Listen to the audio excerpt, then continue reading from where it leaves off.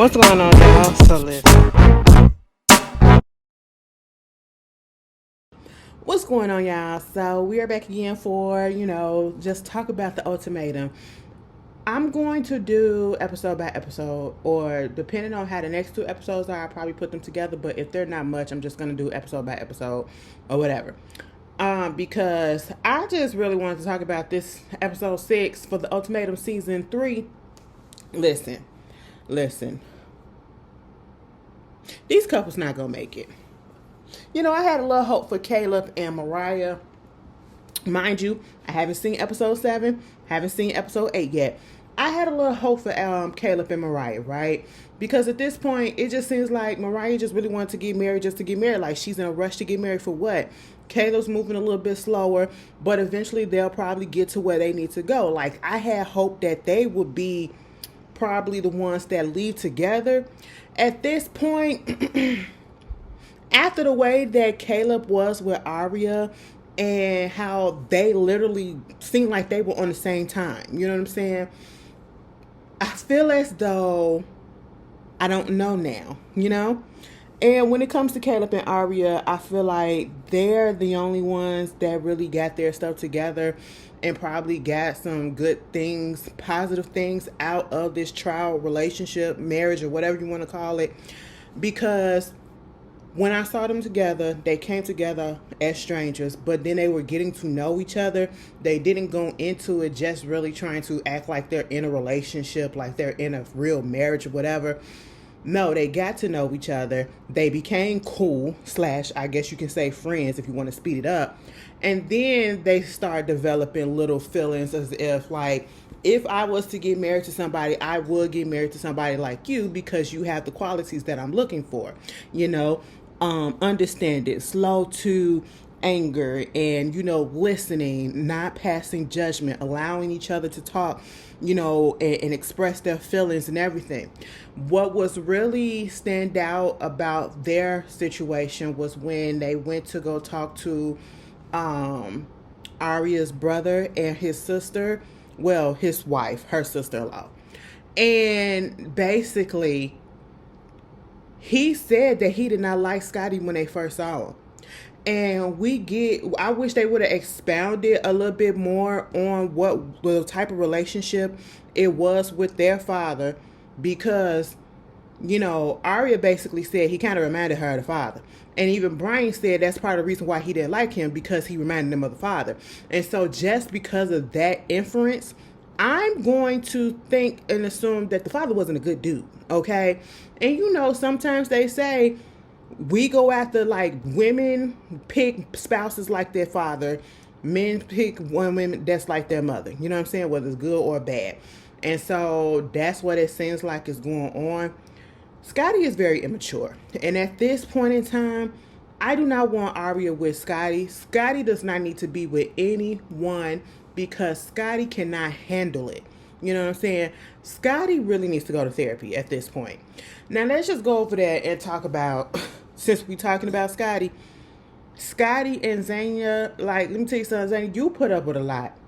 You put up with a lot. And Scotty, I'm going to tell you this. You can't blame editing on nothing, because the actions and the words came out of your mouth no matter which way they cut it up and put it in which sequence. They came out your mouth. They came from your body, okay? You was doing all of this. And it's not a good look, sir. You are not fit for a spouse at this point. You have some issues on you that we need to get down to the bottom to. The reason, you so against rejection, you thinking everybody is trying to, come against you and all this stuff. Coming into the house, y'all apartment after the boys' night, and it's one thing to be a little bit upset, but you are in a relationship, right? And I get it that you don't want to be talked to right away because you still simmering, because you feel some type of way because you just got came for. You was accused of, saying something that you may or may not have said. Somebody may or may not have told JR. JR could have very damn well made that up himself. We don't know, okay? Because he didn't reveal who the source is. But I do believe somebody on that cast probably did say that, I'm not saying no names because I don't know, but I just feel like it did come from within the cast. But at the same time, Scotty, the way that you're acting, you come off as if you probably did say that about JR, only being there for a hall pass. You do have an issue with him for whatever reason. I don't understand. You want to say that you don't, but obviously you do, because you getting all choked up in your chest. It ain't even like, he dating your woman. That ain't even the situation. So I'm just so confused where all of it's coming from. But the way that he came up into that apartment and he didn't say anything to her, it was scary. That was scary. It's one thing not to want to say anything, and it's one thing to come in and just say, hey, how things was going? He was like, listen, I just don't want to talk about it right now. Give me a little bit. See that tone? And you see the way that I said that? I would have respected it and say, oh, okay, well, whenever you're ready to talk about it, I'll let you have your time, and, I'm here if you need me. It would have went like that. He came in, was putting stuff away, changed to his pajamas or whatever freak he did, I don't know. And then he had like this menacing, scary look on his face when he was standing there at that counter. And Zane was like, what happened? What's wrong? What went down? What's going on? And girl, my shirt all up in the back. Okay. Because I'm losing a little bit of weight, so I ain't gotta, like, when I lose weight, my shoulders go down and stuff. So now I look like, anyway, all that. And he was just standing on the counter, and she was like, what's wrong? In a way that he kind of like zoned out. And I was like, is he about to snap on her?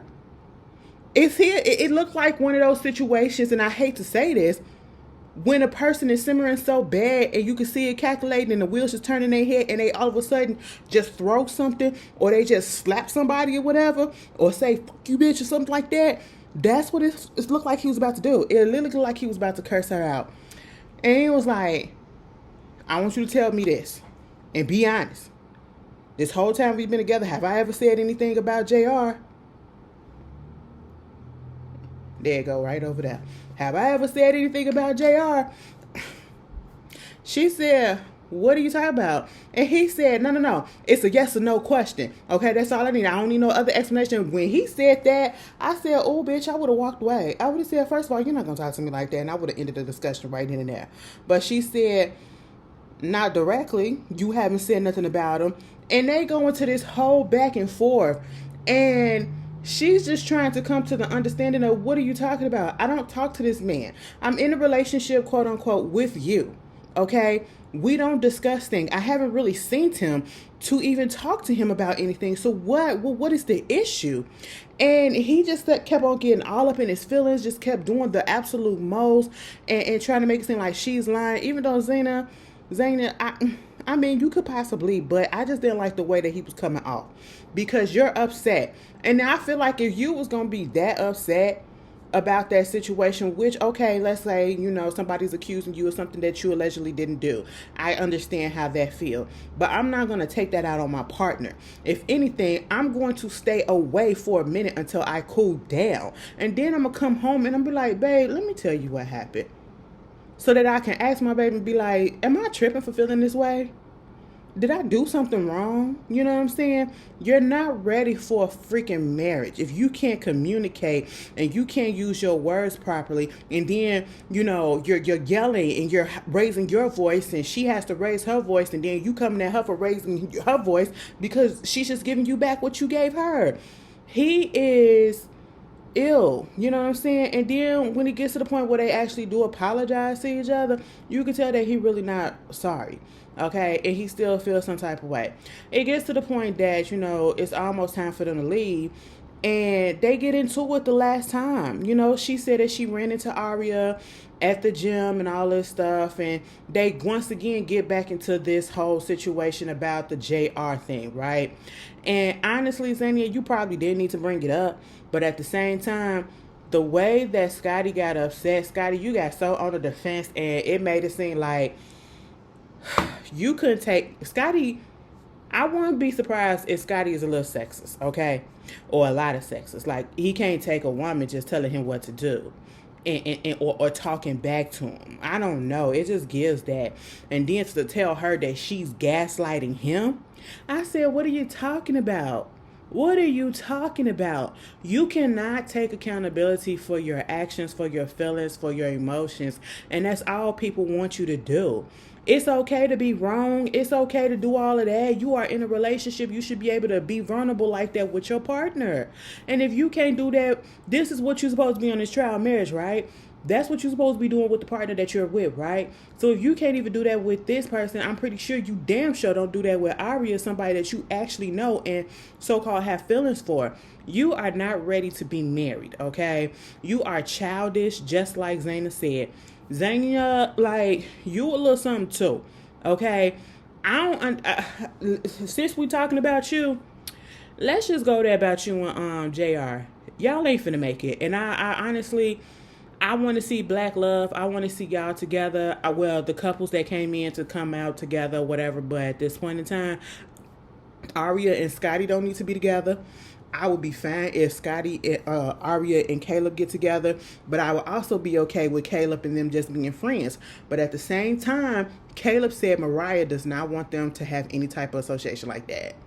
I said, Mariah, if you don't get your boring ass, Mariah is boring as hell, okay? Now, earlier, I think I said that Caleb kind of boring. It's Mariah. We ain't even get no other backstories with her.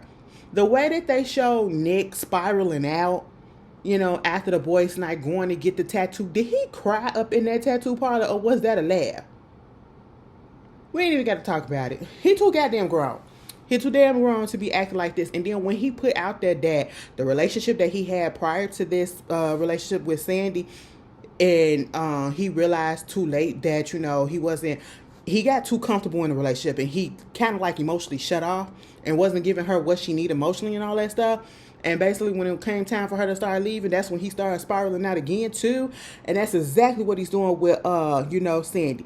But at the same time, he did not expect Sandy to come up in there and to find somebody so quick and to connect with them just like that. Okay. First of all, they're in the same age range. Okay. 27 to 32. That's a decent age range right there. Well, it's a smaller age range compared to the almost 10 years between you and her. Right. And so he wasn't expecting all of that. And I feel like at this point, he realized that all of this is his fault. You brought her on here to see if y'all was ready to get married, and you guys are not. You have issues that you need to work. Baby, why won't they bring a freaking therapist on this show? This show and Love is Blind. That'll make it so much better and legitimize it a little bit much, because when they be talking about marriage and stuff, I hear people all the time saying you should go to premarital counseling. Couples go to counseling all the time, and before they get married, when they marry, after they marry, you know what I'm saying? Why won't they bring a therapist onto the show? Because all of these people need to talk to somebody. Y'all need to unload y'all baggage on somebody else so you won't bring it so much into the relationship and it harms and mess it up. Nick, you need psychotherapy, and you probably need some medication. I don't know. Because something about you, baby boy, it's not right, and you give me serial killer vibes. Okay? You give me very much Jekyll and Hyde tease. Okay? And I just feel like at this point in time, you don't need to be in a relationship with anybody but yourself. All right? You need to come down and understand what's going on with your inner child, because you are doing a lot, sir. All right? But the whole situation with JR and Sandy, JR and Zania, I just really don't want y'all to be together at this point. I would love y'all to stay together, but because y'all a beautiful couple, y'all don't need to be together. Okay? I would be surprised if they come about this thing together. And honestly, I don't feel like they are. They're more strongly that I feel the most strongest about them not being together at this point than anybody. Because one part that got me was when they was about to get ready to go. And it was the last night, and JR and Sandy was up in that bed together. And he was like, or before that, he was like, damn, you know, it's going to be messed up the fact that I tell you that I feel, you know, more heartbroken and heartbroken or whatever, missing you, because we got to break up than I did when me and Zania broke up. And I've been knowing her. I said, eek, all the emotions, because if you go back and you look at how they broke up and they was okay, they quote unquote broke up to do the trial marriage. It was like, it is what it is. You know what I'm saying? You know, we're going to do this and we're going to come back and it's fine. Whatever, cool. You know, we're just going to be for a couple of weeks and we'll be back. It is what it is. Whatever happens, happens. It was that lackadaisical, that nonchalant and everything. Meanwhile, he get over here with this white lady this white lady. And shout out to Tammy Talks. If y'all ain't been watching, you want a play-by-play, episode-by-episode, she does it for Love is Blind. She does it for The Ultimatum. If you also look at Married at First Sight, I think she probably do Love Island. She do all them dating shows, okay? So go over there to Tammy Talks. But she said he fetishizes that white woman. Just like he's getting fetishized because he's a black man. Same thing. They're fetishizing each other. And I said, you know what? You are absolutely right, Tammy. Okay? And I'm just so confused with how you fall so hard for this girl like that. And I'm like, you can't tell me y'all ain't having sex. They are the only ones on this season who are literally acting as if they are a married couple, a newlywed. They're calling each other bae. Every time he calls her bae. And I forgot to mention last week when he said, oh, he up here with my wife. I'm up here trying to, mess with time with my wife. I said, oh, yo, wife. Meanwhile, you couldn't even say that to the girlfriend that you had for years. But you know this girl for a week or two, and she your wife. Wow. And then gonna say, if I was to get married, I could see myself getting married to somebody like you, characteristics like you, and everything said. I said, damn, JR. Wow. That's crazy. They get into it because, after they came back from the boys' night or whatever, he told her what happened and how Nick apologized and all this stuff and woo. And apparently she was talking to him too. He gets upset in his feelings because they were having communications back and forth as well. And I'm sitting here like, I mean, Nick, I understand that you want this to actually be like a trial marriage or a relationship, but y'all are not really in a relationship. And of course, they're not going to cut off all ties just because you and your girl can easily cut off, situationship and talking to each other. That's a sign that y'all don't need to be together, because ain't no way in hell I'm gonna be able to just cut off, not talking to my boo. If we in something like this, I can't talk to you for 3 weeks. No, I'm gonna be talking to you. We ain't gotta have no deep conversation, but I'm gonna say something. I'm gonna text you. You're gonna text me back. Whatever. I'm gonna respect what's going on, but I still have to have some communication. I can't do that. That means that I really don't give a care. And the way that y'all just broke that shit off like that and was okay with it, y'all do not need to be together. And the feelings are not as strong as y'all thought. Okay? And he got way more feelings for Cindy than he ever expressed for Zanya. I said, oh my God, what is going on? All up in the bed, I'm gonna miss you. You just make my heart full. I said, now hold the fuck up.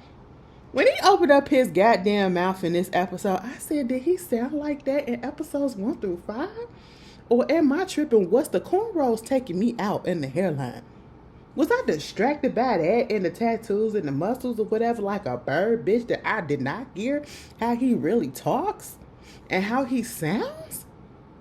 Oh, JR, we could be cool, but, even though I'm gay, I could never, because your voice would just irritate the hell out of me after a while. I'm like, is this really it's you too big to have that little voice. It's little. It's not where the bass at.